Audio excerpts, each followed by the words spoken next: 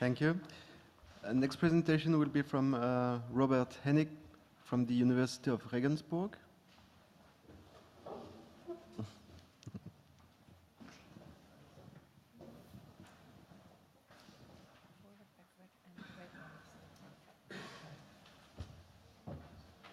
So, hello everybody. My name is Robert Hennig. I'm from the University of Regensburg in Germany, and I want to talk briefly about the influence of the nanoparticle packed corona on the affinity of targeting ligands. As we all know, the pegylation of nanoparticle is today like the gold standard to reduce the serum protein absorption of colloids and to enhance their colloidal, their blood half-life time, and to further increase the interaction of nanoparticles and their target cells, for example, to induce cell uptake. Oftentimes, targeting ligands are tethered to these PEG chains.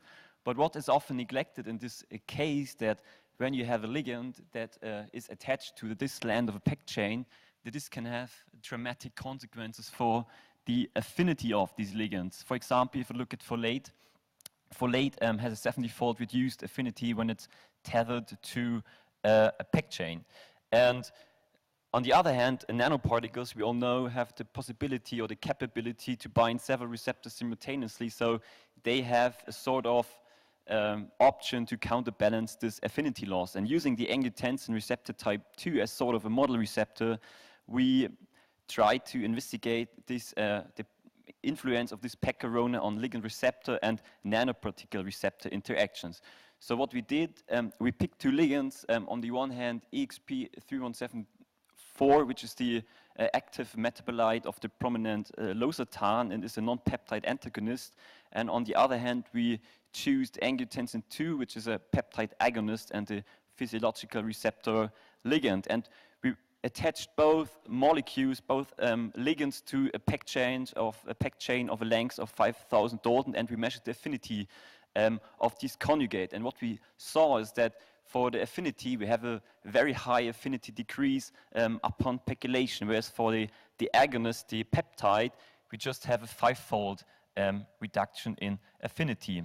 And in the second step, we now looked at the affinity of these ligands when they're tethered to multivalent nanoparticles, where we choose quantum dots as our model colloids. And we again measured the affinity, and what we saw is that for the antagonist-modified nanoparticles, we have a very high regain of affinity, whereas for the agonist-modified nanoparticles, as seen here, we have just a 36-fold regain of affinity. So why is this the case?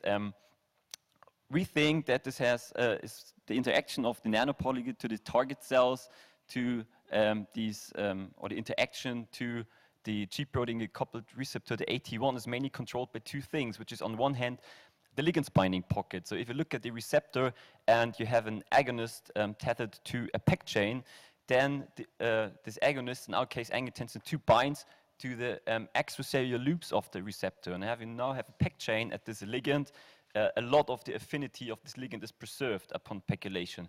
But if you have an antagonist, for example, like a losartan derivative, in the case of the AT1, it binds deep in the transmembranous region of the receptor, and if you attach here a PEG chain, you have a huge affinity loss. And the second thing you have to look at is the receptor response after ligand binding. If you have looking at the GPCR an agonist, which immediately induces a receptor response, or also look at RGD peptides, you have a very short contact time of the nanoparticle to the cell surface, and therefore you just have a weak multivalency of your nanoparticle. But on the other hand, if you have an antagonist who on the one hand binds the receptor but does not introduce a receptor signaling, then you have in delayed endocytosis a higher contact time and therefore also a higher multivalency. So what is like the take-home message here, that on the one hand you have to know how your receptor signals after your ligand binds when you want to attach this ligand to nanoparticles, and on the other hand that it's highly valuable to pegylate your targeting ligands to know when these ligands are at the surface of a nanoparticle or if they're still active. So thanks for your attention, and I want to thank my department and the University of Regensburg and the DFG for funding. Thank you.